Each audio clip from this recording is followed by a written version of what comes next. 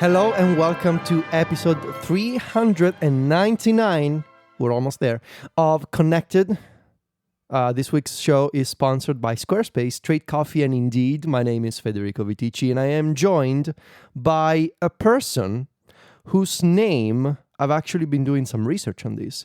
The name of my co-host is a popular name of Greek origin, derived from the word Stephanos, which means crown or garland.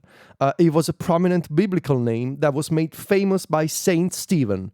Welcome to the show, Stephen Hackett. Wow. Hey, Federico.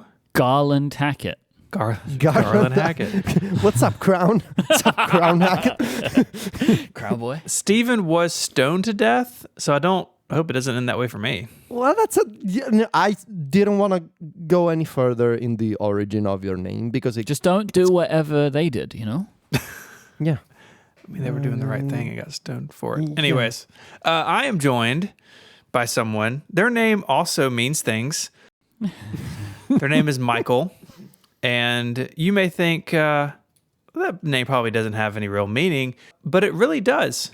It has a lot of meanings. I'm loving this time from idea to Google, right? Like, this is what we're hearing. The name Michael is of Hebrew origin, and it means who is like God or gift from God. So Mike Hurley is literally our gift from God on the show. Yep. Yeah, it's variants of the name are very popular in multiple countries, but this one is from the United Kingdom. Hello, Mike Hurley. Hello. You know, Federico, I've heard that before, obviously, and was really hoping that you were going to stumble across that exact meaning of Michael. He who is like the Lord is what I've heard before, which, obviously, as you can tell from me, I heard that once, took it to heart, and this is how I've lived the rest of my life. You're so humble about it, too, which is really cool. I mean, look, when you hear that, why would you? What's the point of being humble anymore? We are so blessed to have Mike Hurley on the show. Hashtag blessed. We're all Thank hashtag you. blessed. Thank you for gracing us with your presence today, Michael. Anytime for you boys. We're going to start with some follow-up. Just a couple quick things today. We spoke last time about Apple's changes to the subscription price system, where developers will be able to change subscription pricing within a certain amount, and it brings up a pop-up in the app for users to be notified of the change. And we talked about how big companies, I think we talked about Disney Plus and other streaming services, there were obviously companies that would benefit from it. Hans on Twitter wrote in about this as well and says, while it looks to mainly please big companies, I think it might even be more substantial for smaller developers given current inflation rates. Many might well have to increase prices in coming months and depend on customers to do so. And something I hadn't thought about, but definitely makes a lot of sense. I think as this feature, I don't know if this feature is actually out yet, but I would expect that we will start to see this across a bunch of apps, potentially in the next, few months. Who knows? And we get to look forward to a variety of meltdowns now as developers try to do that, and their user base collectively implodes upon itself. Yeah, I don't envy developers having to think about this because there's no winning. If you're in a situation where you have to do this to keep your business sustainable, like that's already a really hard situation to be in, but knowing that you're going to get burned down on Twitter and other social networks because of it, it's got to be even worse. You want to take this one about Brandon as from Brandon as the tvOS guy? Yes, so this is tangentially related to tvOS. So last week we were talking about, I surprised you both with the knowledge that you can control your Apple TV via Siri on another device, right?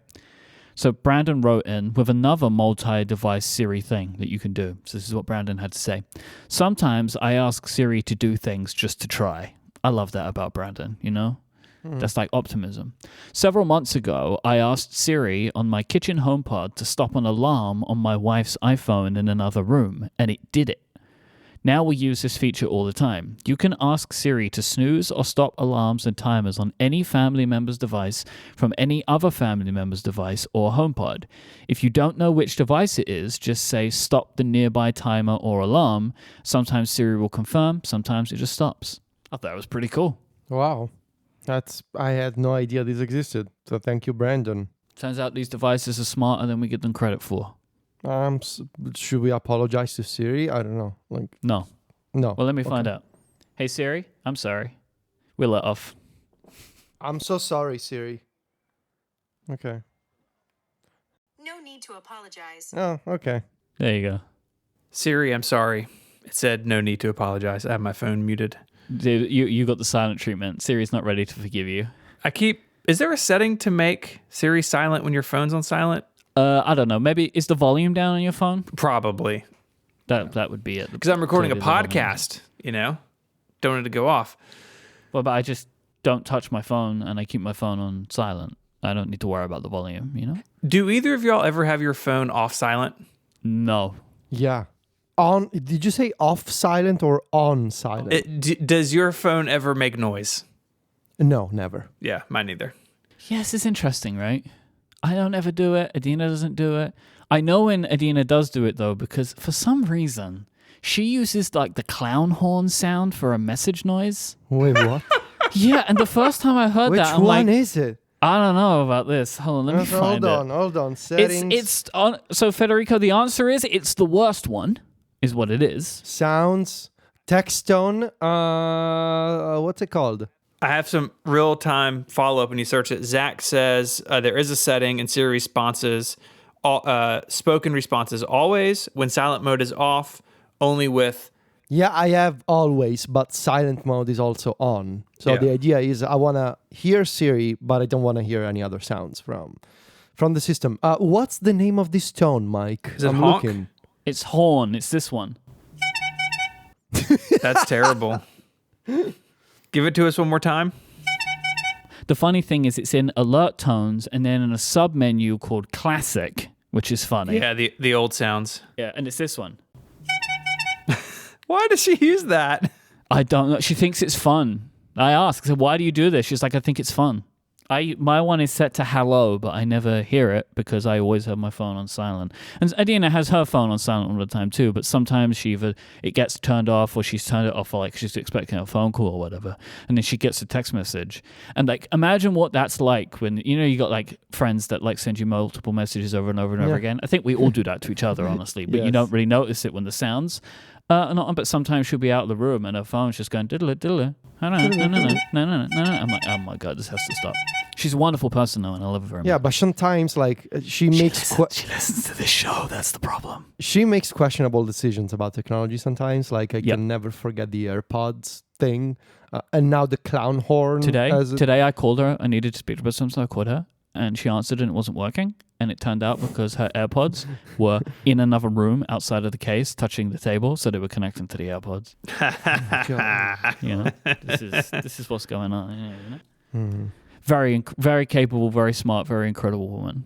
You don't need to keep saying that because she listens to the show. We get it. To the show, Well, it's your problem now. Well, I'm sorry. Yep. I would like to recommend people listen to episode 641 of Mac Power Users, which stars Federico and Stephen. It stars Federico. Stephen's always there, along with David. It was a really great episode where Federico was talking about kind of his increased use of the Mac. But I did notice a thing to me. It was really interesting in listening to this show with the both of you on it. Mm-hmm. I had this realization. Stephen is very different on Mac Power Users. Because that's my grown-up show. I know. We all have them, right? We all have, we're all different on different shows. But, I was struck by it more because Federico was on. Yeah. So, I'm hearing the sounds that I'm hearing, and you're, really serious. And Federico was serious, too. I mean... Yeah, but he's the guest, so it's a different thing. I don't notice it so much, you know? That's the connected factor. It reminds me, yes. Have you ever seen the movie Eyes Wide Shut? Right? No. So essentially, it's when connected is like our private club, when we can be free to be our true selves. Our true selves, no masks here, No, exactly. But whereas in the other shows, we got to keep up an appearance. We got to keep up our more serious persona. Whereas on Connected, we're free to do whatever. Mm-hmm. So yeah. Live our best selves, our true lives. Yeah. Speaking of our best selves and our true lives, another reminder of our annual special being out. It's available for Relay FM members. If you support Connected Pro, you support this show, you get longer ad-free episodes of every single episode of Connected. So every week, you get more japes. For example, if you happen to see me tweet to Quinn Nelson of Snazzy Labs today, I asked him for recommendation on night vision goggles. If you saw that and you were like, why is he asking that question? You want to listen to Connected Pro, and you'll find out. Go to getconnectedpro.co, and you can sign up. $5 a month or $50 a year. You get that. But you also get access to Relay FM's annual specials that we do every year. Our one this time was the very first installment of the Connected Quiz. It's where I am pitting Stephen and Federico against each other in a long-running quiz segment that could appear in the pro show, in the regular show, as topics, as a surprise, as member content, all kinds of stuff. You'll be able to hear the first installment there. We've heard from a lot of people who really enjoyed it. There have been lots of suggestions for names. Currently, I'm just calling it the Connected Quiz. The Quizzies was the most suggested name. Ryan has mentioned the Hurleys as the thing. There is no name for the quiz yet. I don't want to force a name on the quiz. Ricky's, Annie's, these things just came to us. Jeremy's, and so I like it when things just come to us, you know? We're going to let it live and breathe for a while. It's just a Connected Quiz for now. Maybe we give it a name later on. Speaking of which, boys, I have some quiz questions for you. Oh, no. What? No. Oh, my God. No. It's happening. It's happening. No. Oh, we have two questions Oh, no. that are happening right now. Oh, no, I wasn't ready. I would like to give everybody, unfortunately, this is a spoiler if you haven't listened to it, but the points currently stand at 10 apiece. Stephen with 10 and Federico with 10. That's where we are right now. If you want, there was a lot of drama in getting to these scores, which you can hear in the membership show, but also you want to know why are they at 10 points each? Who could know? I have two questions for you, and they are both in honor of the Rickies next week. So next week is episode 400, and it is going to be the Rickies for WWDC. So I have two Rickies-related questions for you both. Question number one. Next week, we'll be hosting the WWDC Rickies. What date was the first WWDC episode officially known as the Rickies published? No, I have no idea. The specific date? I'm looking for the date. Closest wins. Next week, we'll be hosting the WWDC Rickies. What date was the first WWDC episode officially known as the Rickies published? Known. If you are listening live and in the Discord, please do not guess because it helps my co-hosts here. So it was because, if you may remember, I'll give you a little bit more context for this. We did predictions. Mm-hmm. We did like games and all kinds of stuff. We did things that led up to becoming the Rickies, way before we did the Rickies. But there was the first time we ever referred to it as the Rickies, and I would like to thank Lex of Rickies.co, right? Is that the website? Yeah, Rickies.co for some of this information that I pulled when preparing for this. And so, Stephen, I will come to you first. Oh, gosh. Yeah. Officially known as the Rickies. Mm. Mm-hmm. I mean, you're really just stabbing in the dark, right? I'm going to say... Yes. June 1st, 2019. Okay. Federico? I'm going to say June... Hold on. So, if I was traveling before the week...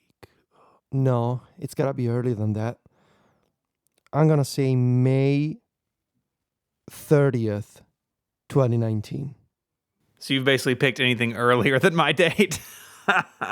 Believe it or not, the answer is June 17th, 2020. Oh, so I get it. So you get it. Oh Stephen's my point. God. We were doing games, right? We were doing all sorts. But the Rickies first appeared in 2019. September of 2019 was the first time we ever called our game the Rickies. Wow. Wow. How about that? So we have never done the Rickies with an audience. We used to do games. We used to do the Teachy Scale. Yeah. I have a second question for you. Federico, I'm coming to you first. What was the date of the first WWDC predictions episode that included a risky pick? Ooh. The date of the WWDC episode that included a risky pick. The first one to have a risky Well, pick. I mean, if we done the Rickies in 2020, then it seems logical that the name matured over the course of a year. Because like I struggle to imagine that we've been using risky for 2 years and then we just came up with Ricky 2 years later. Yeah. So I'm gonna stick with May 30, 2019. Okay. Steven? I'm gonna stick with mine. June 1st, 2019. May 28th, 2019 was the first time Oh, okay. that risky pick was used. It was in the WWDC. So it was the week. So it was the week before, and I remember this because I have this memory of traveling to the airport on June 2nd, which is a national holiday over here, and there was a ton of traffic because people were going to the beach, and I was leaving for London. Yeah. And it was the year I had to travel. I was like flying on my wedding anniversary. So it was, we scored risky picks in our last live show, but we hadn't given the game a name yet. It was just predictions. Yeah. But we had riskies. But because after that time, I think it may have been in that September episode, I think Steven called it Ricky instead of risky. Yeah, accidentally said right? Ricky. And then it became the name. The Rickies. Mm-hmm. So we finished these two questions, still tied, 11 points each. So until next time, that was the Connected quiz. Okay. This episode of Connected is brought to you by Squarespace, the all-in-one platform for building your brand and growing your business online. You can stand out with a beautiful website, engage with your audience, and sell anything, products, services, and even content. Squarespace has got you covered for all of it. Their online store is really awesome. You can sell both physical and digital products. They have all the tools you need to get started selling online. You can manage your inventory, deal with everything involved. It's all in one place. And you can work with their SEO tools to see what is really working on your site and go through their useful guides to help maximize prominence among search results. I love building on top of Squarespace. It makes it really easy to make something that looks really good. All of their theming tools are really easy to understand, and they're really powerful. You can customize almost anything. And they even have ways to write your own custom CSS if you, like me, sometimes want to do that. If you're looking to start a website, got a new project, new business, you should definitely start at Squarespace. You can go over to squarespace.com/connected for a free trial. There's no credit card required. When you're ready to launch, use the offer code CONNECTED to save 10% off your first purchase of a website or domain name. That's squarespace.com/connected and the code CONNECTED to get 10% off your first purchase and to show your support for the show. Our thanks to Squarespace for sponsoring Connected and supporting Relay FM. Apple have released their Pride bands for the year. I don't know when exactly this became a tradition, but it became a tradition. If I'm remembering rightly, the first time they did a Pride band, it was for employees only. And then I think the following year, they made them for sale widely. And then it has been a thing that they have done pretty much ever since. They have two Pride bands this year. They're both sport loops, which is interesting. Because it seems like Apple's kind of gone all in on the, what do you call it? What is the one where it's all one thing and you can't detach it? Solo loop? Solo loop. Solo loop. So they've gone back to sport loops, which is the ones that connect with Velcro, like a Velcro-y kind of thing, or a hook and loop system, as I think they call it. Hook and loop. It's technically not Velcro. You were right. I found this article over on iMore. Boy, the original Pride band looks so awesome. The first Pride Edition band launched at Pride in 2016, and like you said, it was actually only available at the event. And then in 2017, it was launched for sale, and then they've had versions ever since. So this has been going on several years now. 4 or 5 years. Because they did like a Pride celebration, right? At Apple, an Apple campus. The original one's good. My favorite is still the solo loop one that they did last year. I think that's a beautiful watch band. That's still currently available, even though they have these two new ones. One of the new ones it's the rainbow stripe on black, and the new one is like a much more muted, and it's got it's mostly white and the colors are faint, and then the word pride in like the kind of swooshy Apple font that they use for hello is kind of written out, which looks like technologically an incredibly complicated thing to do. From the way, like trying to thread it out that way, I don't know. It just looks complicated. And then they have new watch faces that match that kind of thing of like they're like woven looking. Yeah, the watch face is wild looking. I struggle to read one of the watch faces. It's unreadable. It is unreadable. Like it looks really nice, but that is like you've got to take an extra second to look at the time, which I'm not into as an idea. But these are really nice. These are really, really nice. I do still like that other one. I still want to get one of those loop things just to try it out, but I haven't done it yet. Apple's shipping dates keep on slipping. They're slipping away. Slipping dates. Slipping dates.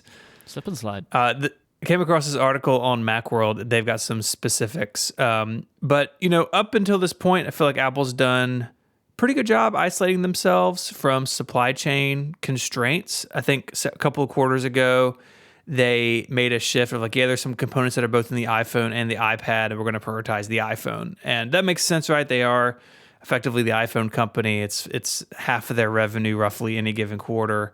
But in the quarterly call just a month ago, and I pulled this out of Jason's This Is Tim, which is a great name for this article, where the call is transcribed. Apple says that they believe that they are going to miss between $4 and $8 billion in sales because of supply and COVID-related disruptions. And we're starting to see that, I think, play out a little bit in the ship dates.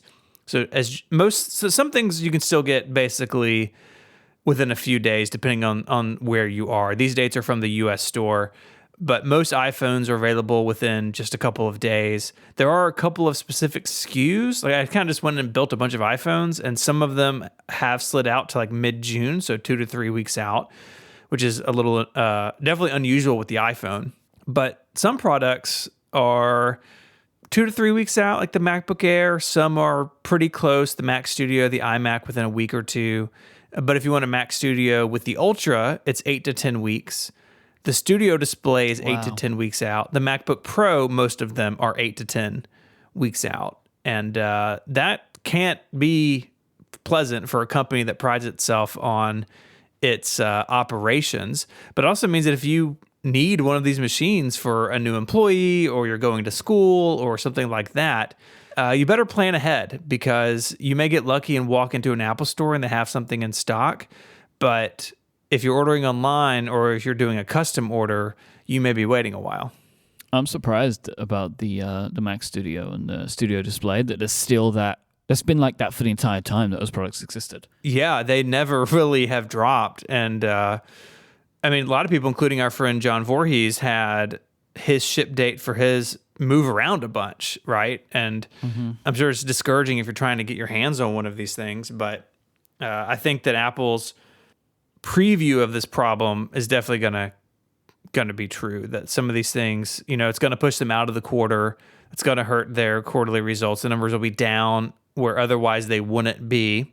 And I was curious what the two of you thought about, do you see this impacting any like new products? So next week we're going to play, actually tomorrow, we're going to be playing the Rickies, and maybe there'll be guesses about Apple hardware.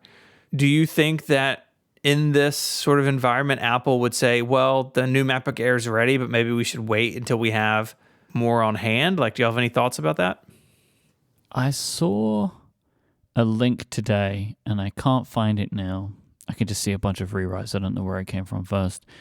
That there is potentially, it looks like at the moment, like going to be a delay on at least one of the iPhones. Yeah, I saw that too. Because at the moment, like So you got like a few things going on right now where it's like we're still feeling the effects of the 2020 lockdowns and shutdowns, right? Because the supply chain moves slowly. But like currently, there are lots of lockdowns and like government enforced lockdowns in a lot of places in China. Like a lot of cities in China are going through this right now because China has a zero COVID policy. They want no cases, which is, I mean, it's basically impossible to do that currently, right? Unless you do what they're doing, which is you make everyone stay at home. Mm-hmm. But that means that then things like this will stop until the next time. But yeah, like I found it on Mac Rumors that development of at least one iPhone 14 model is 3 weeks behind schedule due to Chinese lockdowns, and in a worst-case scenario could impact initial production volumes, according to a new report today. I expect for the next at least a year, every iPhone will see supply constraints like the Mac Studio and the Studio Display. Like the iPhone, they'll put the most effort they can into it, for sure, but the iPhone also has the largest volume of people trying to buy it. Like, I wouldn't be surprised if this iPhone is back to what it used to be like when if you didn't get it immediately, you wait a month. Remember that? Like back in those days? Like, because I feel like the last couple of years, or at least, it's been better, right? That you have like a little bit of time to like get in and put your order in, and as long as you get your order in when the store comes up for you, you'll be fine. But it used to be that like if your store took 3 minutes longer to come online than other people, well, now you're not getting the iPhone on launch day. It's like an impossibility for you.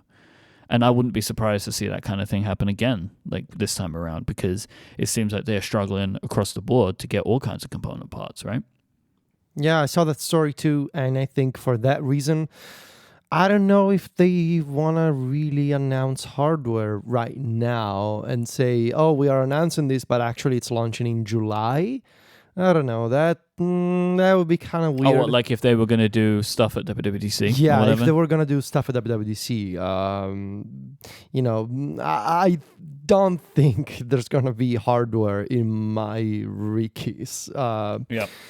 This time, just because the timing is really weird right now, and I don't know. I could honestly see if they have hardware to release, but the supply chain is having issues. I could see what they did a few years ago, which is press releases in July and August. I could actually see that if the situation improves. That is in China and the other places they rely on for the supply chain.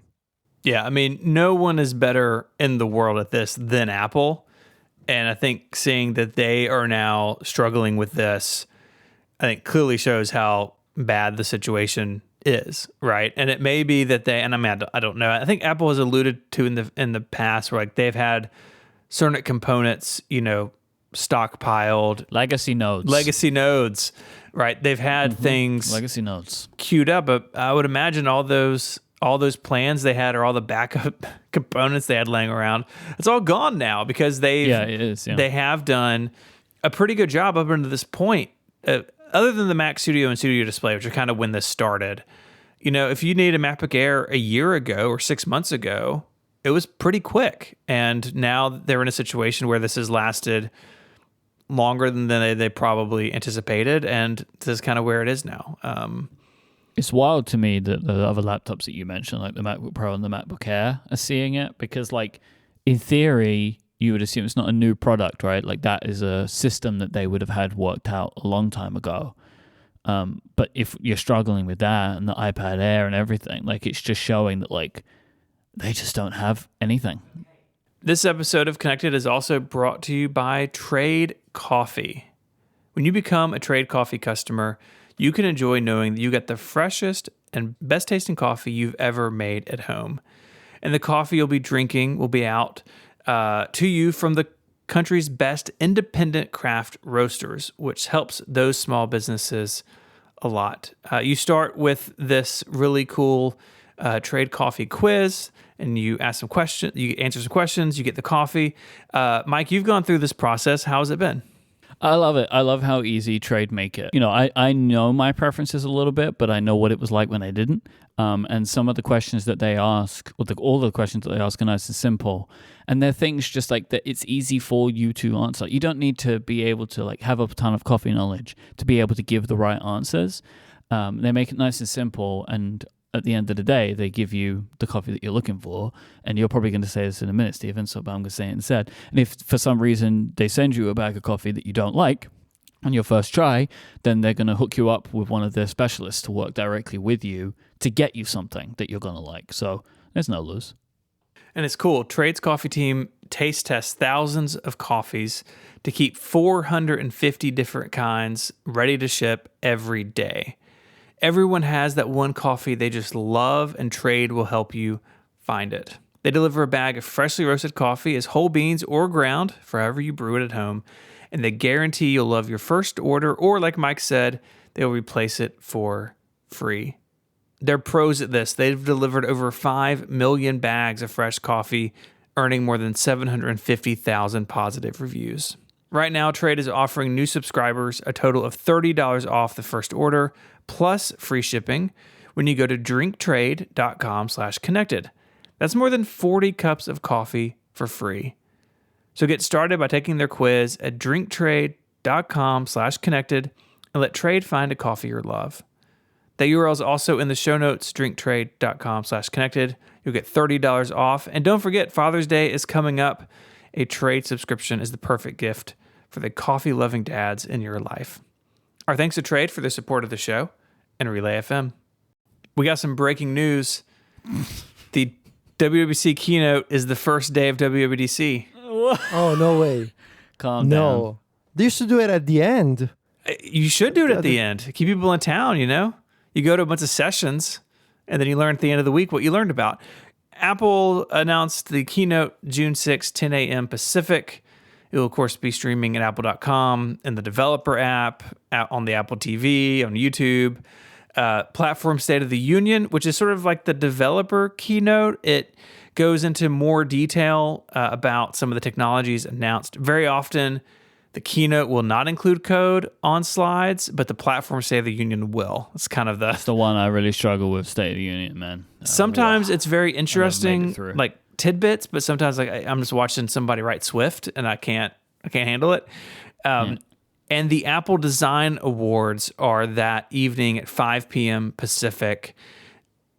So all that is on Monday. A couple weeks ago, invitations started rolling out to people who put their name in for the lottery, and there seems to be a second round of that going on. So we saw some more friends of ours, developers, end up with invitations earlier this week, and so this is moving forward. WWDC, man. Anybody else going that we know? This is so weird. So there is going to be some form of a media event for WWDC this year, and we are all invited to the media event. Woo! Unfortunately, though, only 60% of the show can make it. 66% of the show can make it. Mm-hmm. That's all right. 66.66. Uh-oh. Oh, no. The number of the beast. Me and Steve are going to be there. Federico can't do it, which my heart is dying because I will miss seeing him. But Yeah, there's a variety of reasons why it's really impossible for me to come this year for stuff that I haven't talked about online, like all good things, like no huge problems, but things that are more important right now. So and also, I guess we are out of practice for this kind of stuff. Like I cannot, right now where I am, I cannot plan things with like a 13-day notice, the last 24 hours have been Wild. some of the more stress I've felt in a really long time. It's been just because you got to like get it together, like it.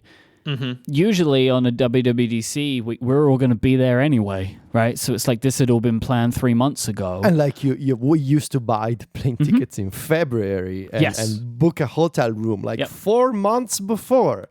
And that's okay, that works. But 2 weeks before, as you can imagine, it's not just the stress of it, it's also the cost of it.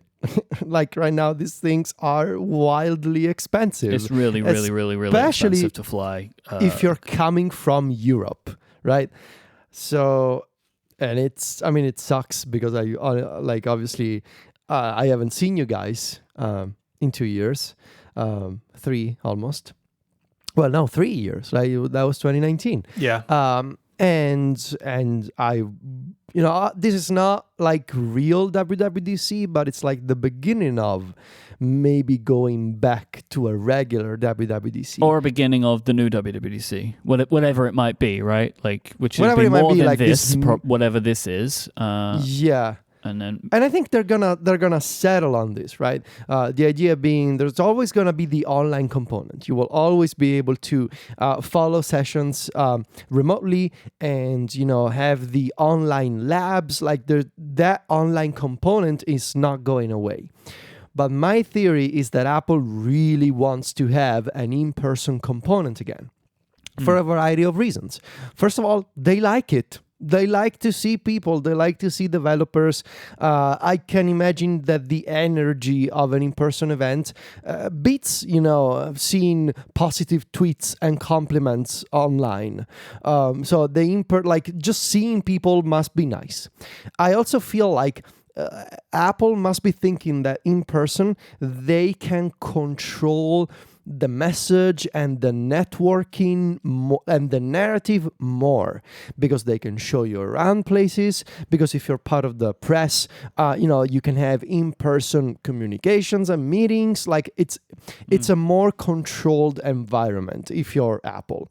And lastly, I feel like going forward, we may see this sort of a hybrid approach where the keynote will once again be in person, but it'll obviously be streamed online.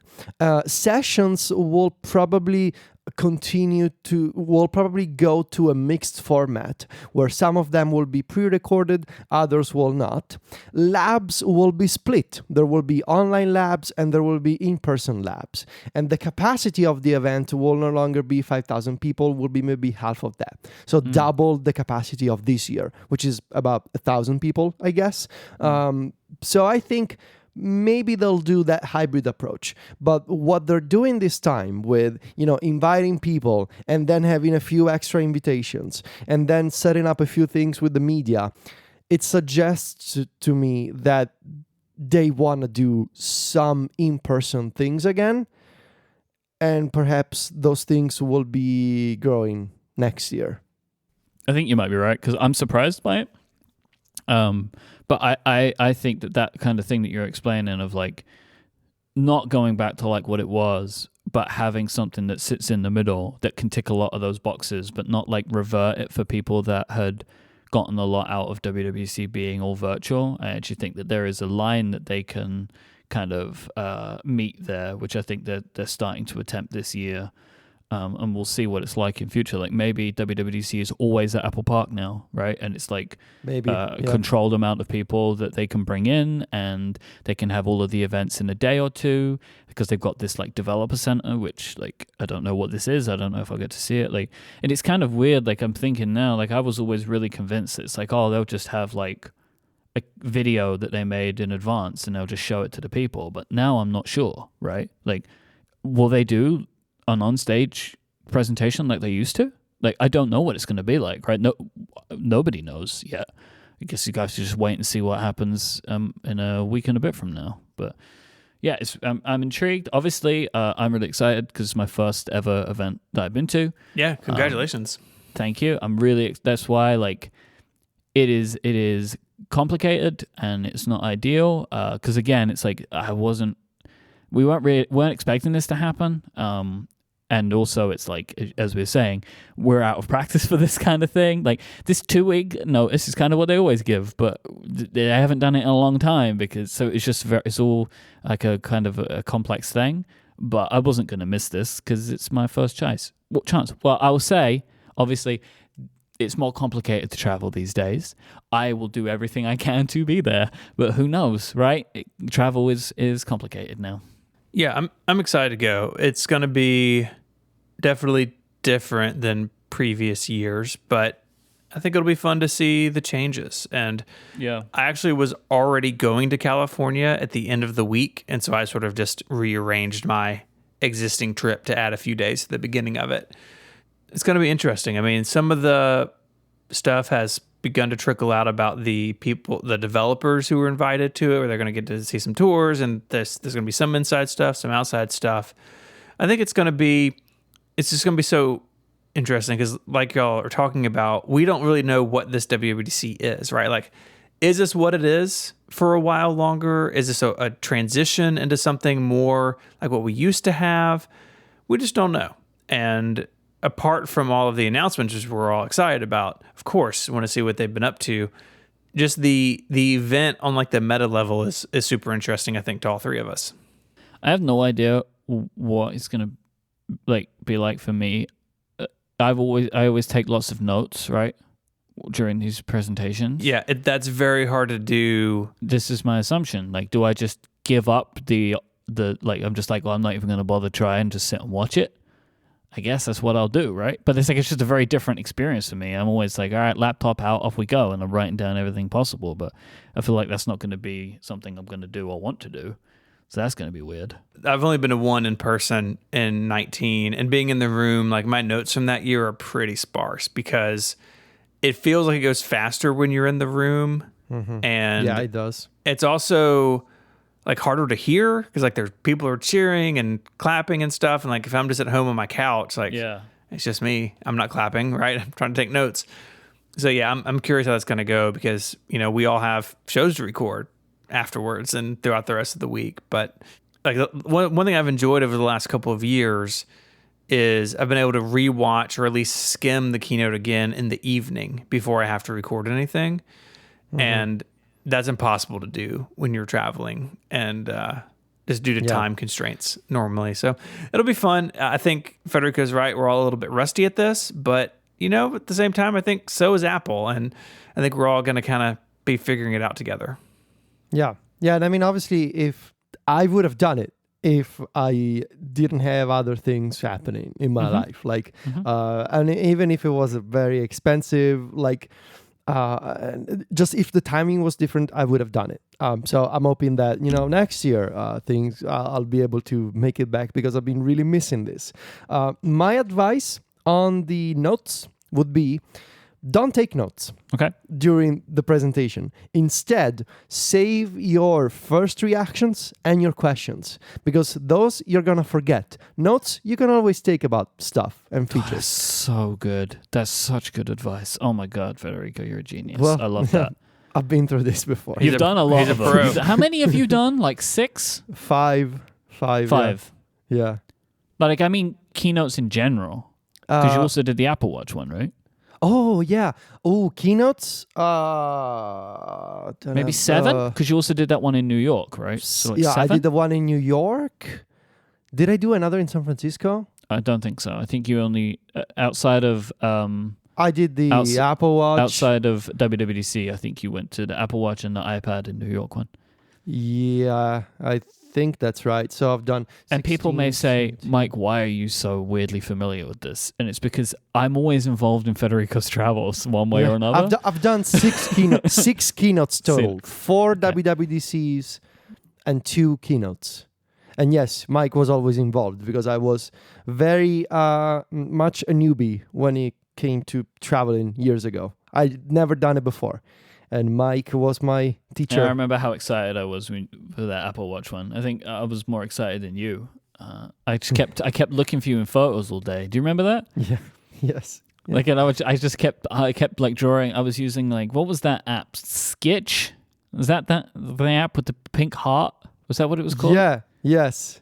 I was using that and like finding people would be posting pictures and I would draw little arrows and post them. Oh, that event was funny and like there's a ton of stories that maybe a few years from now I'll be able to tell. It hasn't even been... When you write your book. It hasn't even been 10 years, you know, so the statute of limitations does not apply, I guess. Was that like 3 more years? It was 2015, right? It was 2015. So someday I'll be able... There's a ton of wild stories from that event. Mm-hmm. So someday I'll tell those stories. I'm still under NDA or whatever, I guess, yeah.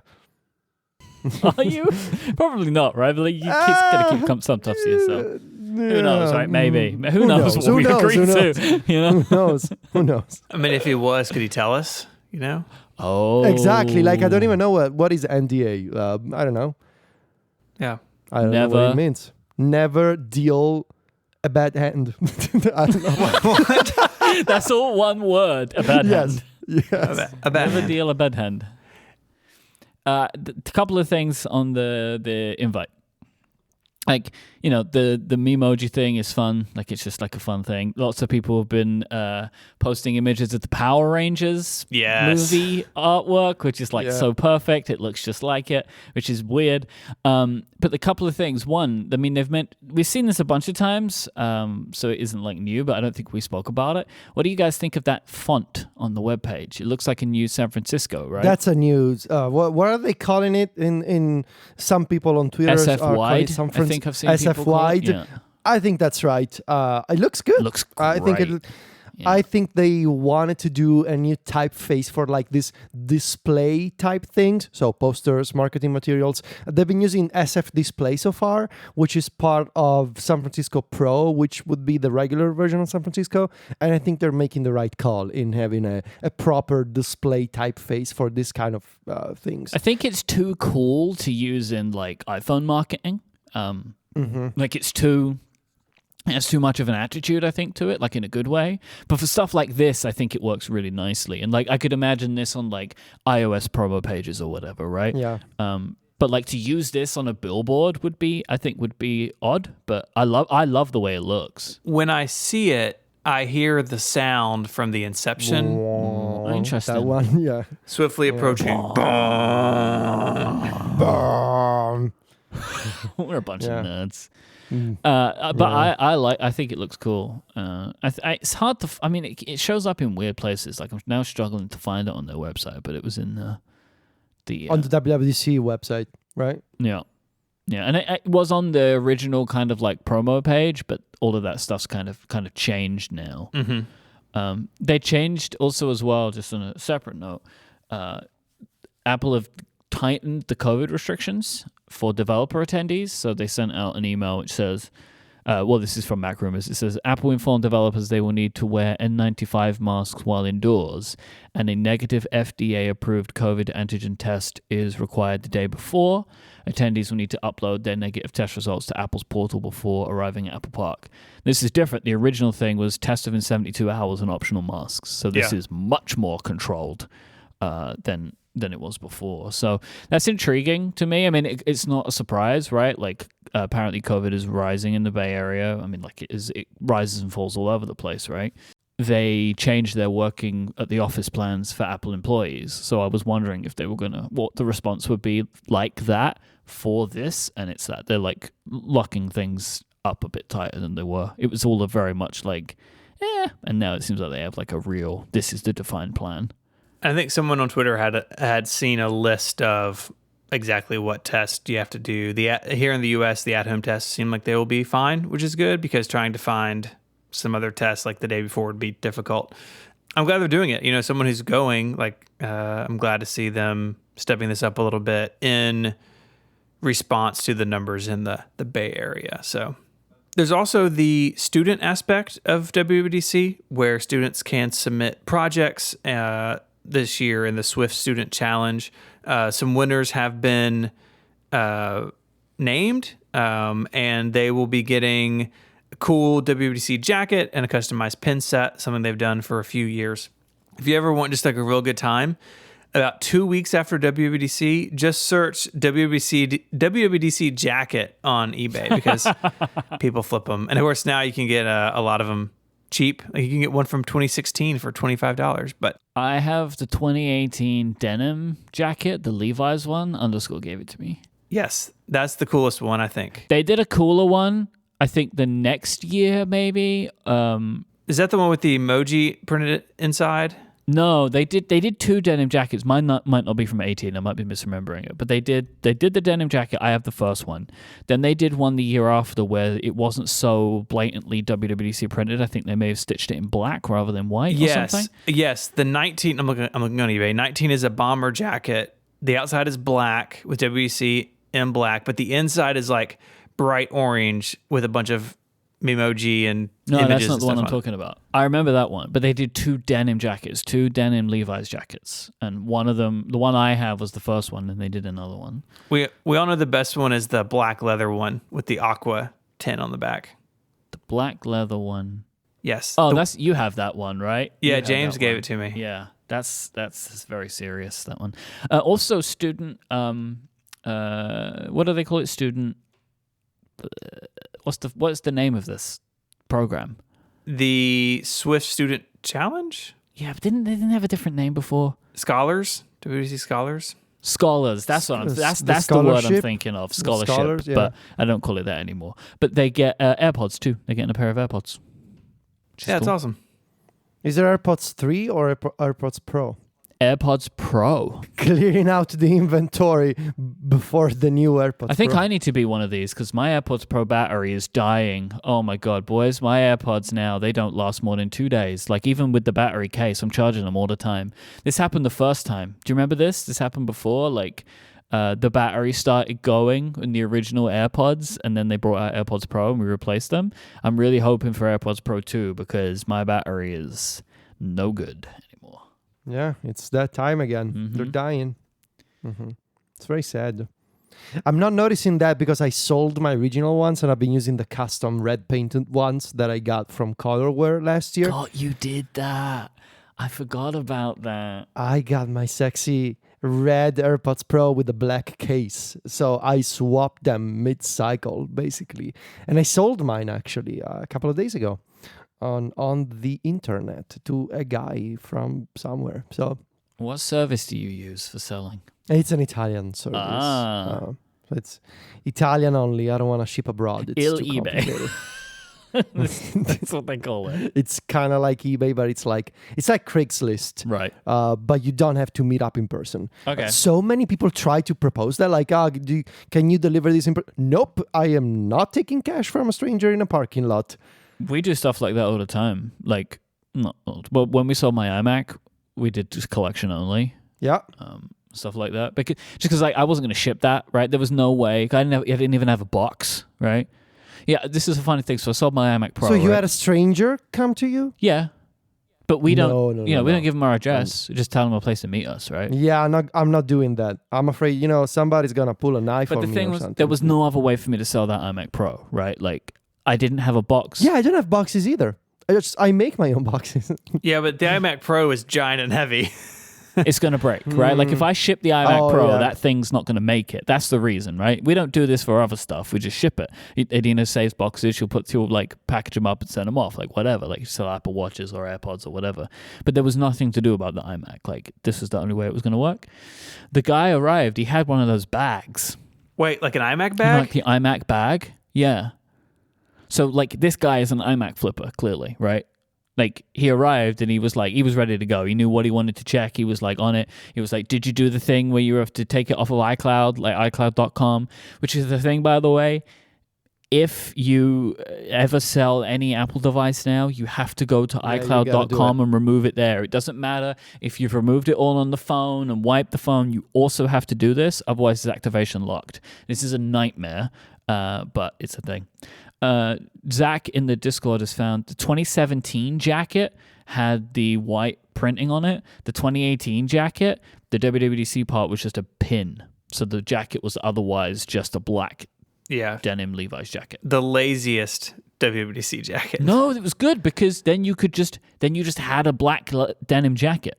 Mine, I like it. It looks good on me, but it says WWDC 2018 in huge 2017 in huge lettering on it, right? So it's not as conspicuous or inconspicuous or whichever one I meant to say.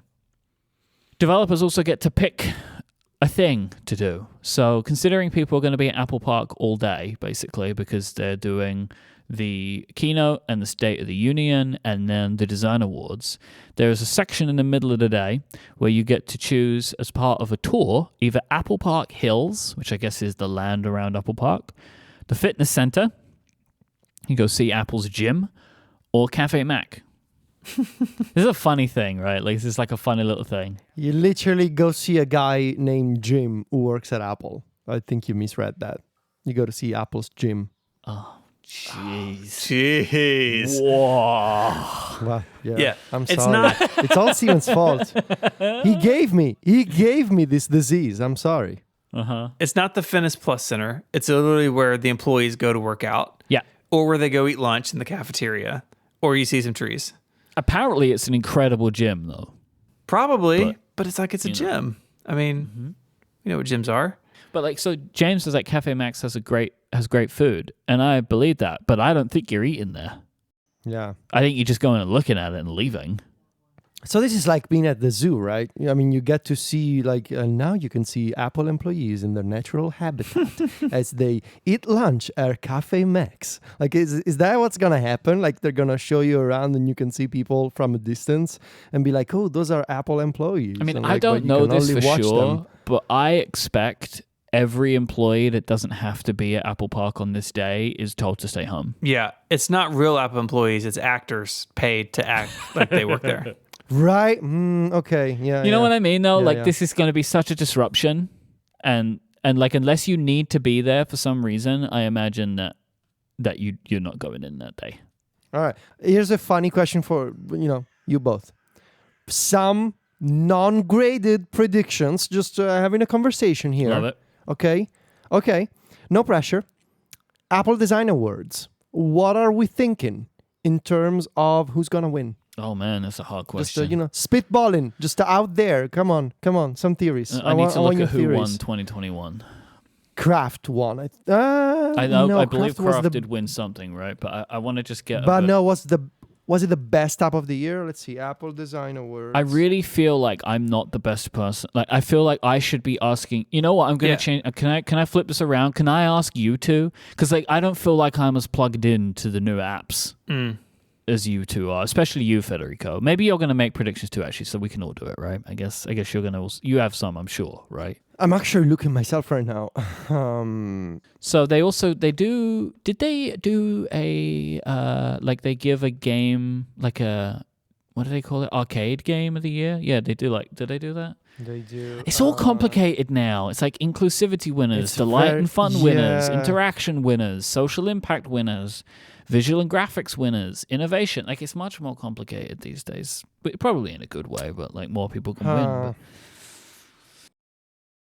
I mean, I don't know, man. Honestly, I have no idea because a ton of these, like the apps that I use and that we pick at Mac Stories are very different from the apps that Apple promotes, that's the problem. I feel like they could potentially give an award to that driving game for Apple Arcade based in Tuscany. What's it called? Like Gear Club Stradale. I think that's one of the one that they showed off at the March event with the cool graphics.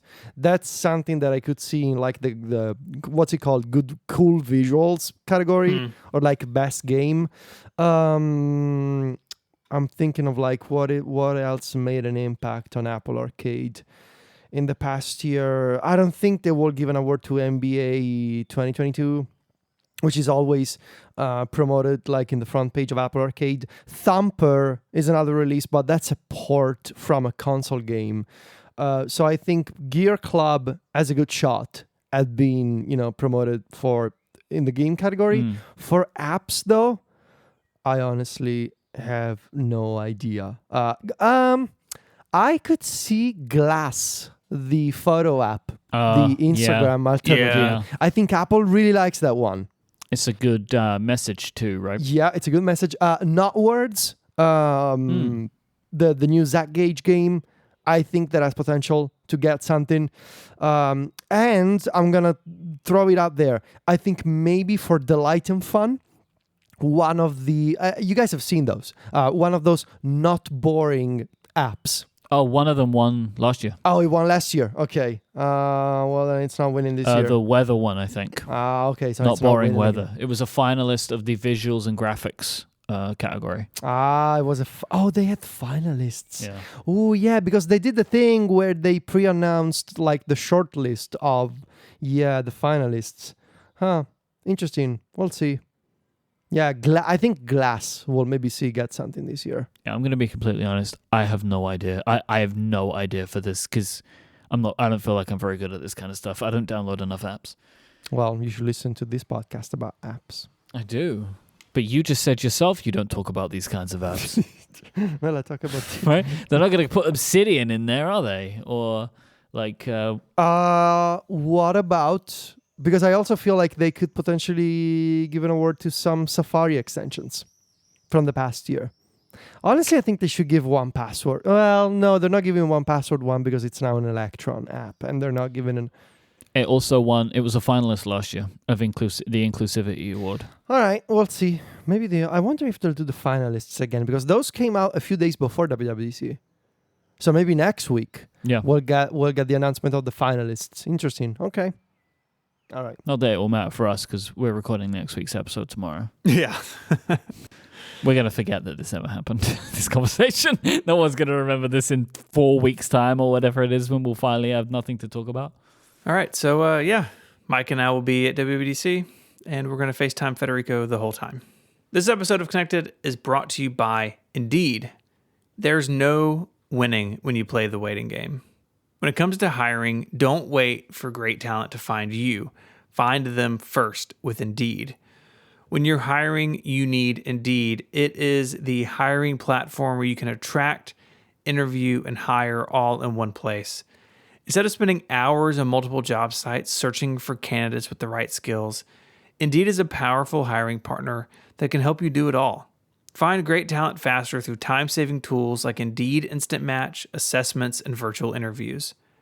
With Instant Match, over 80% of employers get quality candidates whose resume on Indeed matches their job description the moment they sponsor a job, according to Indeed Data US.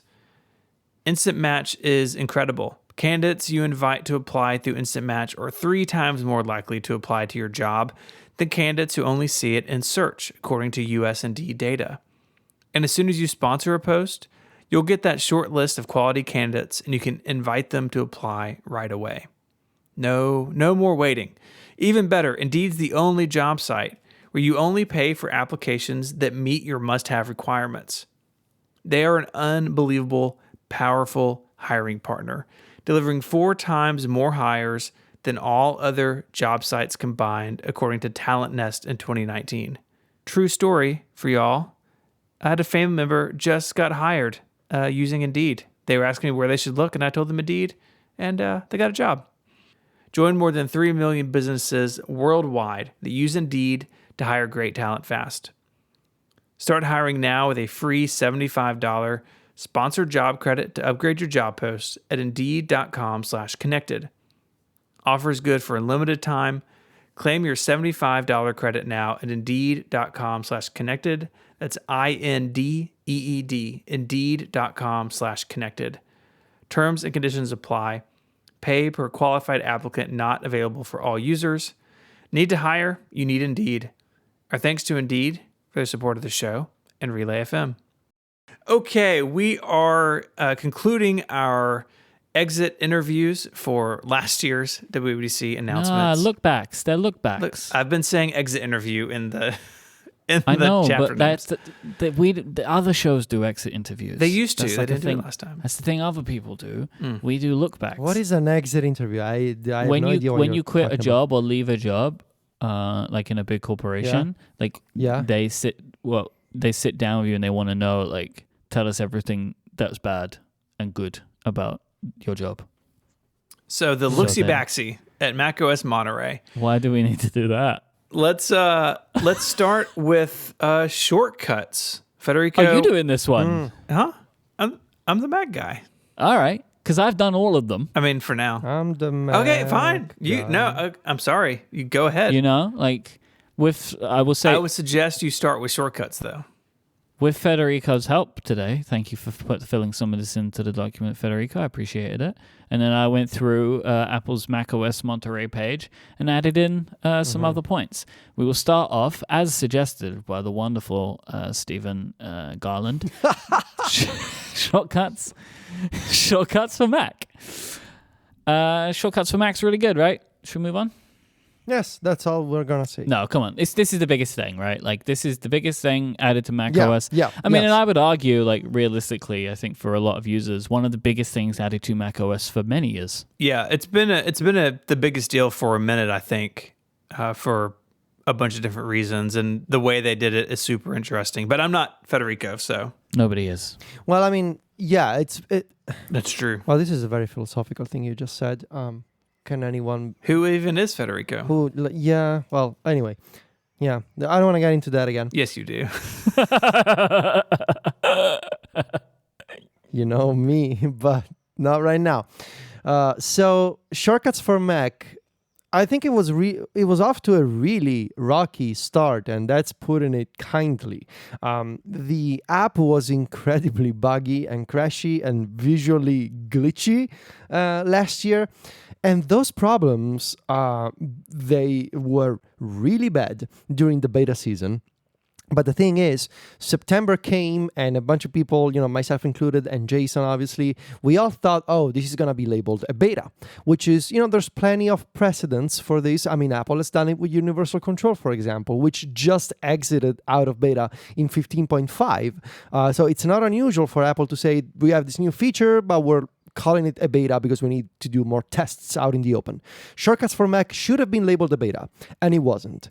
And instead, it was just rolled out as this, fully finished 1.0 to take all your shortcuts and make you, help you use them on the Mac. And that was true, technically speaking, but in practice, it was really bad. And what I noticed is that maybe Apple didn't realize just how bad that first version was at launch. And it's like they realized that in September or whenever Monterey launched, I don't remember.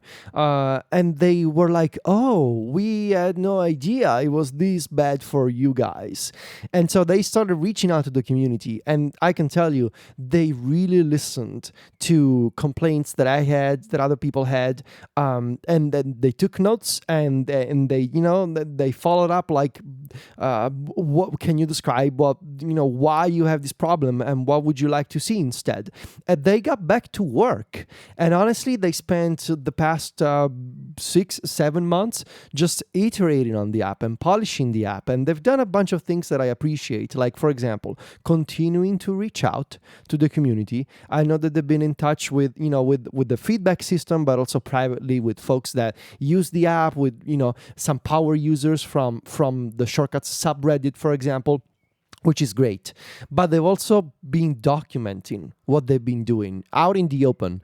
They have detailed release notes for shortcuts on iOS and shortcuts on macOS, which is unusual for Apple apps to have their own changelogs and documentation on the website. So that's good. And they've polished shortcuts for Mac a ton, especially in the past 2 releases of macOS Monterey. It's still not great. There's still some. Well, it's still not perfect. Well, nothing It's ever pretty really great. is. It's pretty great. It's pretty great now. There's still some. Well, that's the situation is that the weirdness that is left in shortcuts, I want to say it's not really about shortcuts anymore. It's about SwiftUI. And that's the problem. The shortcuts team can only go so far when it comes to fixing some problems that are about the framework they used, not necessarily the shortcuts app. Prediction is not a prediction. I actually expect quite a lot of changes to SwiftUI this year because of this.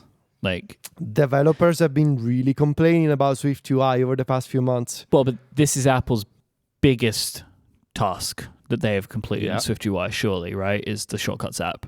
And so I imagine a lot of internal errors and bugs have been logged for this. Yeah.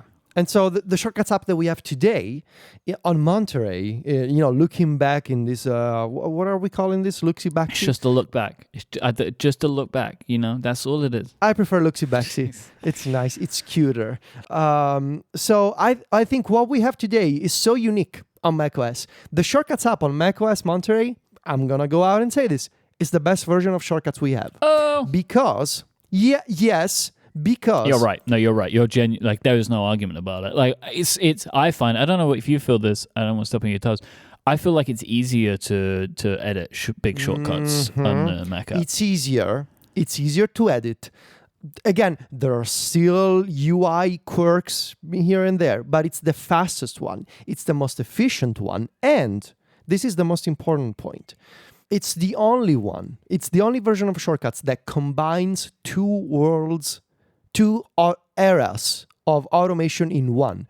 The old era of scripting and Mac stuff and the new reality of Shortcuts combined together, and the cherry on top is it's got a bunch of Mac-only integrations that shortcuts on iPad and iPhone doesn't have. Like you can have global hotkeys, you have the menu bar, you have the quick actions in Finder. And I think the vision behind shortcuts for Mac is like this perfect balance of trying to reach all flavors, all kinds of power users. So it's a shame that when it came out, it was, very problematic. But the vision behind it, that was always there, and it's only gotten better. So they've done a pretty good job here, I think. Yeah, I think that really just the fundamentals of shortcuts on the Mac are way more powerful and better than we would have imagined them to realistically be when we were asking for shortcuts on the Mac. Yeah. Right? To us, like, oh man, wouldn't it be amazing if we could get global keyboard shortcuts? Yeah, but it's like, all right, but what about a menu bar app that doesn't need to open the thing at all? And then what about also you can do it from the command line, and you can also integrate it really easily into like Raycast and Keyboard Maestro and all that kind of stuff, right? Like, great point. Like all these apps on the Mac, they can integrate with shortcuts directly. Like no more of that URL scheme stuff. Which is never a thing you would have expected, right? Like, let alone everything else that we got. So it's a big start, and like I'm really excited now. Like I'm excited because look, every year they always add stuff to shortcuts. They've always every year, like it's one of the only things that Apple puts effort into every year. I think you want to say every year there's a redesign in shortcuts. Well, but along with that redesign, there's always new stuff, right? And like a lot of the things that Apple introduces, they take it year on, year off kind of thing with it. Like look at widgets, right? Like widgets kind of got nothing except it came to the iPad, and it seemed like that was such a big deal, right? But shortcuts, that team, they put stuff out every year. And so now we're going to get whatever they add on both platforms. And so like I'm pretty excited about it. The Safari redesign, which we've mentioned a bunch of times, and tab groups. I continue to use tab groups all the time. I continue to be frustrated by them. But. Does Mike still use tab groups? Oh yeah, man, every day, all the time.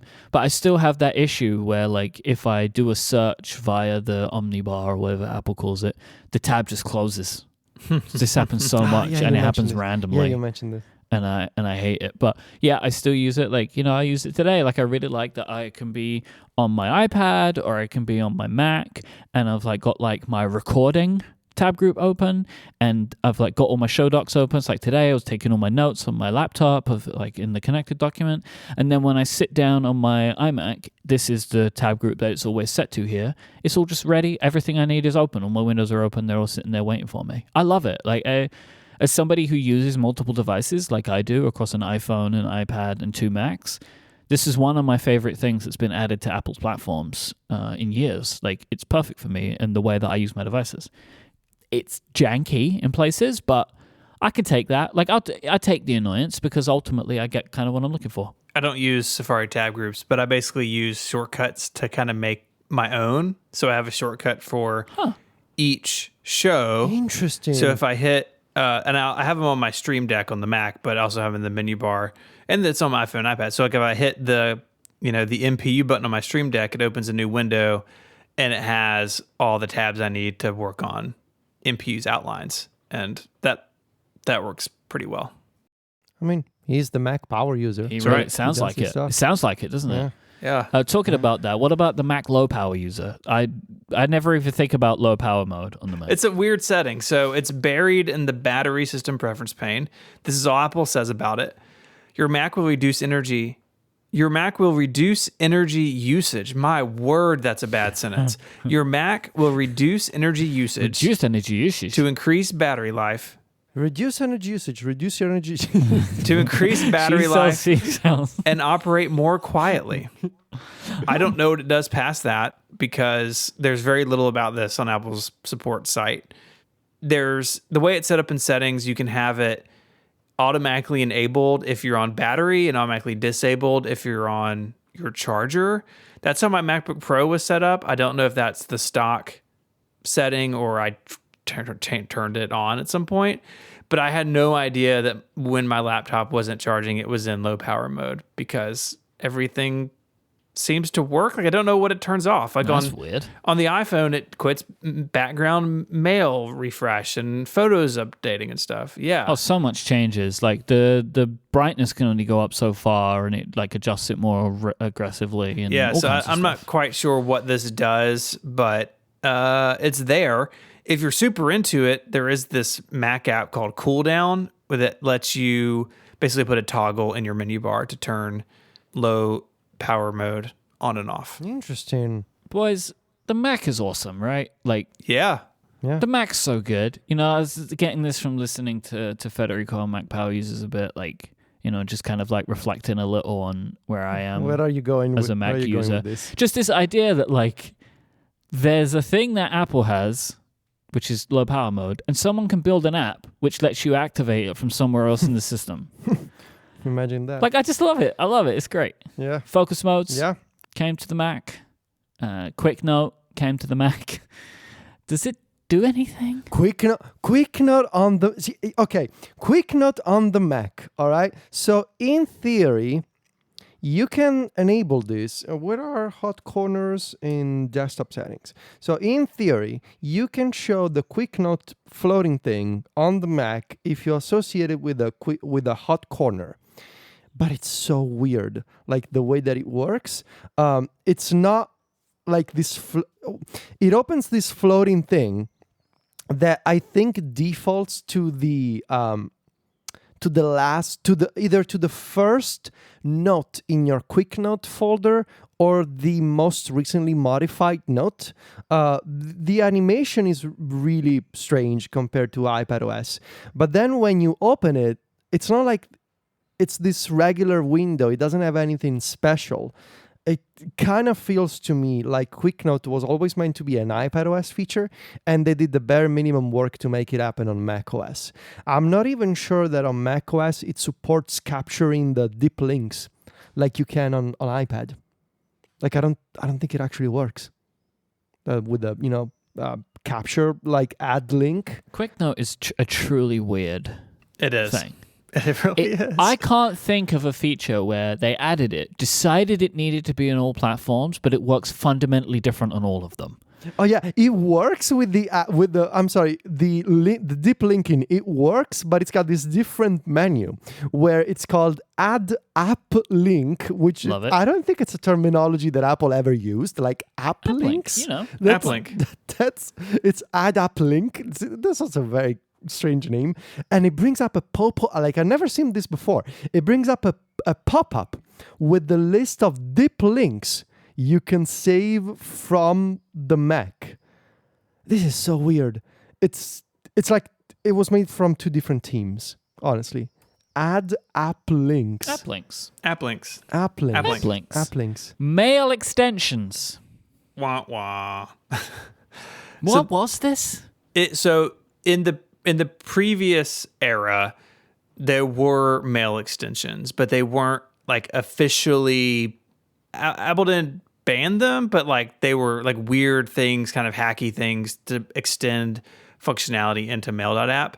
With mail extensions, they were doing it like Safari extensions. Like there is a now blessed way to do this, and MailKit. yes, It's called MailKit. but extremely limited. A lot of things that were in previous mail extensions weren't possible in the new ones. In fact, the new ones only had like 4 main categories of things they could do. I, to this day, don't think I've come across one like out in the wild. We tried with John, with the one true John, a couple of months back to do a roundup. Like I had this idea of like, hey, shouldn't we do a roundup of native mail extensions? And he's like, yeah, sure, I'll look around. And he came to me a couple of days later, being like, Tichi, I'm sorry, but I couldn't find any. Where do you find them even? Where are they? Where did they go? Honestly, I don't know. I honestly, where did they go? I have no idea. Where'd you get them? Like on the App Store? Yeah. I don't know.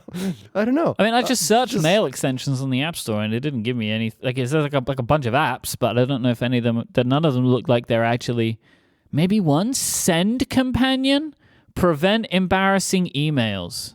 What? Maybe this is one. It looks like one.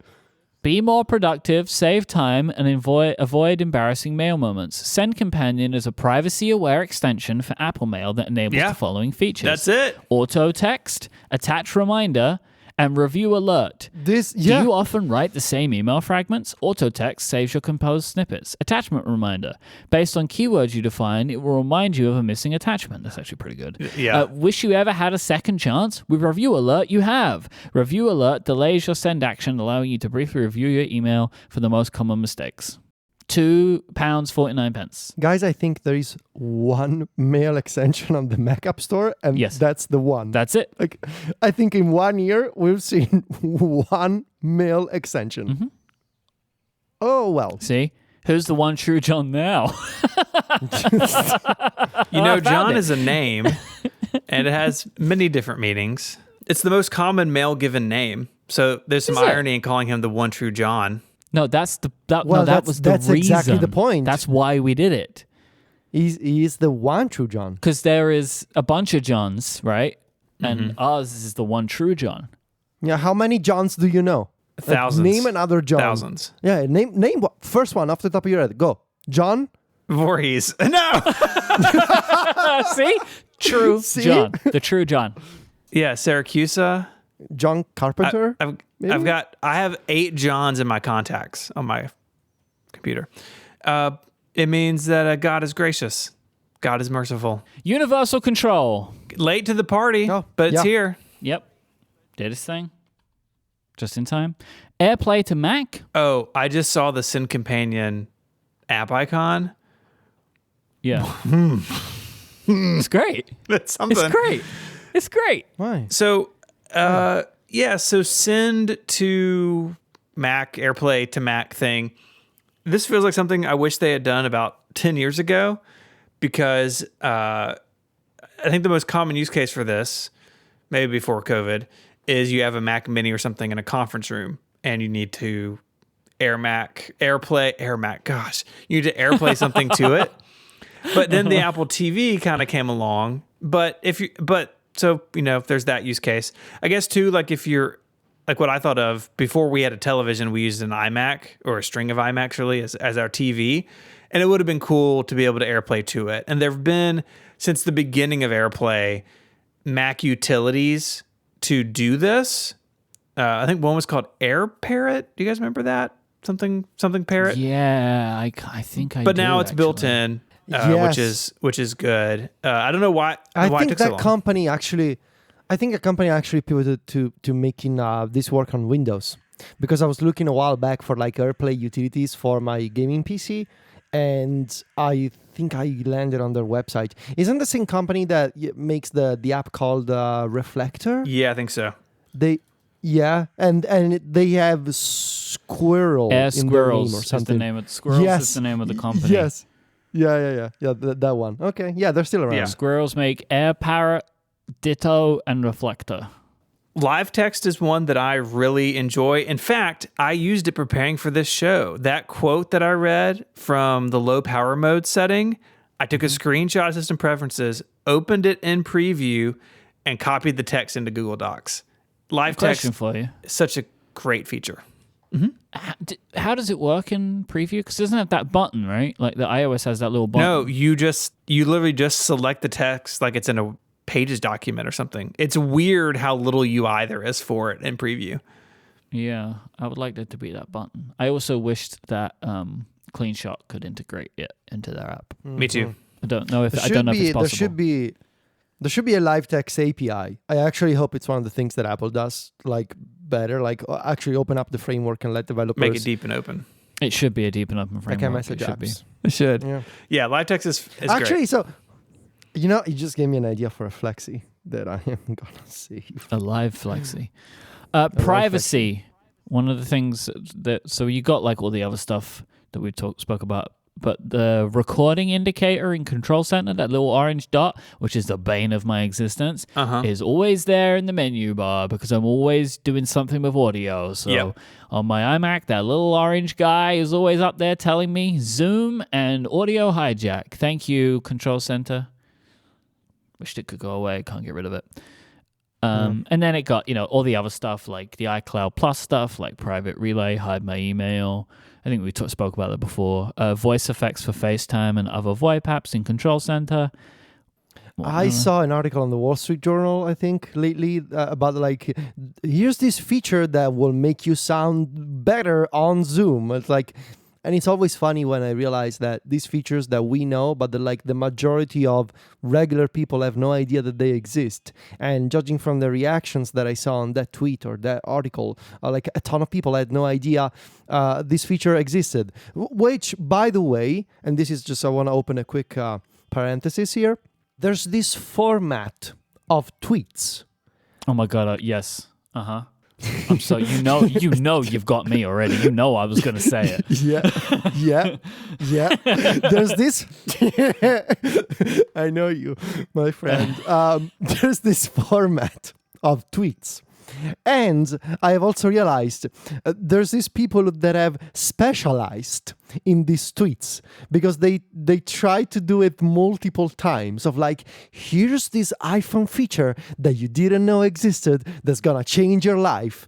And it's these tweets, they usually contain a video or photos, but they're structured like TikToks. I don't know if you guys have ever seen these tech influencers on TikTok. I get them on Instagram, in my suggested, Yeah, and so I see these viral tweets go by every couple of weeks, and it always makes me think, because on one hand, it's funny that, all these people on Twitter are trying to copy each other to be the next one to have the viral tweet about an iPhone feature. Yep. But on second thought, it also makes me think about all these things that I take for granted. There's so many people that have no idea they exist. There's still, I saw a tweet with thousands of likes about how you can scroll with the cursor if you hold down the space bar on the iPhone keyboard. That's a feature that has existed for 3 years. And still so many people have no idea about it. Yeah, I mean, it's the thing you can feel. I actually had this the other day, with this thing where I was on a FaceTime call and for ages, and I was going to change the volume or the brightness. I was like, oh yeah, that feature's there and I can blur the background. I'd forgotten that was a thing. But I know what you're talking about, right? The way these tweets are usually written is something along the lines of, why did nobody tell me this existed? Or what, they've been keeping this from us and we didn't know about? That's kind of how they're written. Yeah. And there's a couple of instances of these things which I believe are real, people actually feel that, but then they go so viral. This is why the Wall Street Journal's writing this article. I believe all these large tech websites now have a total do this kind of thing, write it this kind of way, so it goes viral. At some point, that it becomes this manufactured surprise that it's not. You're not really surprised about this feature. You knew about this feature, but you are presenting your quote unquote discovery of the feature as if you just accidentally, randomly stumbled upon it. And I just think it's funny. It's so, yeah. I like when I see people that I follow tweet like this and they have 5 likes on their tweet. It's very funny to me. I find it very funny to me. It's you shot your shot, but it didn't work for you, did it? You and we have the same thoughts about these things. It's funny. That Steven is just he just wants everyone to be happy and just live a good life and and then me and Federico are being Oh no, I'm a bad person. Honestly, I am. Yeah. Now I'm just thinking about how I wish I could free myself of Twitter, but I find myself unable to. Oh, I know, right? I want to be done. I know how you're feeling. Yeah. Mm-hmm. Anyways, I don't use any of those features you talked about. Voice effects, private relay, hide my email. That's all turned off. Mm-hmm. And then obviously SharePlay, messages, updates, all that kind of stuff. I actually also, whilst on this FaceTime call the other day, saw a SharePlay button for the first time and pressed it. Was not impressed with what happened. I won't shame the app, but the implementation of SharePlay just feels like they did it so they could like put it in a slide somewhere to make Apple happy. Honestly, it's like, this is pointless. What is this even? So Yeah. So that honestly, macOS Monterey was mostly about shortcuts and the new Safari. We should have mentioned they had that one feature in Finder, which is the redesigned go-to folder menu that looks like Spotlight, which is actually kind of nice. It is nice. Yeah, that's nice. But that was about it. And they finally got rid of proxy icons, which I know is like a thing that everyone's like has been waiting for them to do forever. Like, get rid of the proxy icons, right? That's the thing everyone wanted. Please Put them free back. us from the proxy icons. They put them back. A lot of people have a lot of opinions about it. No. So- No, my understanding is like everyone hated them and were like, get rid of these proxy icons. Like, this is stupid. Get rid of them. Why has no one told me? Proxy icons, please remove them. And Apple was like, okay, listeners, we've heard from you. We're going to get rid of the proxy icons. Proxy icons, man. And that was our final look back. Now we're going to look back at all of our various look backs. What was your favorite? 3 look back? episodes ago, we talked about 1 year of iOS 15. We should do like this meta episodes where like the episode is about ourselves talking about the episode. Well, I mean, we do that. It's called the year in review. Oh yeah, you're We kinda do right. it. That's the thing. We've been doing that. Yeah, Maybe that's- we should at some point do a review of the years in review. Oh no, that's a fun idea. Let's reach back further. We go further and further in. You know, like what were we talking about on our first year in review episode? And is that necessary in our lives now? I think that does it, y'all. I think we're done. Yeah. If you want to find links to the stuff we spoke about, head on over to the website, relay.fm/connected/399. While you're there, you can send us feedback or follow-up. There's an email link there in the sidebar. And I would draw your attention to the 2 buttons at the top of the page where you can join Connected Pro, $5 a month or $50 a year. Right now, Relay is in the middle of its membership drive. And what that means is that all members to any Relay FM show get annual specials from a whole bunch of people. And so ours is up. Pictorials went up today. Reconcilable Differences, The Pen Addict. There's a whole bunch that are already up, and they'll be rolling out over the next several weeks. So check that out. It's in the crossover feed for Relay FM members. It's a great time to join if you haven't. You can find us all online. You can find Mike on Twitter as IMYKE. He's the host of a bunch of shows here on Relay FM, and he will... he'll be in your podcast player live from California in a couple weeks. That's exciting. Yeah, man. I think I'm recording 3 shows while I'm in California. You can follow Federico online at Viticci, Viticci. He is the editor-in-chief of MacStories.net, where it doesn't have to be April to talk about automation, as the kids say. Mm-hmm. You can find me on Twitter as ISMH, and I write over at 512pixels.net. I'd like to thank our sponsors, Squarespace, Trade Coffee, and Indeed. Until next time, where we're making picks for WWDC, say goodbye. Arrivederci. Cheerio. Bye, y'all.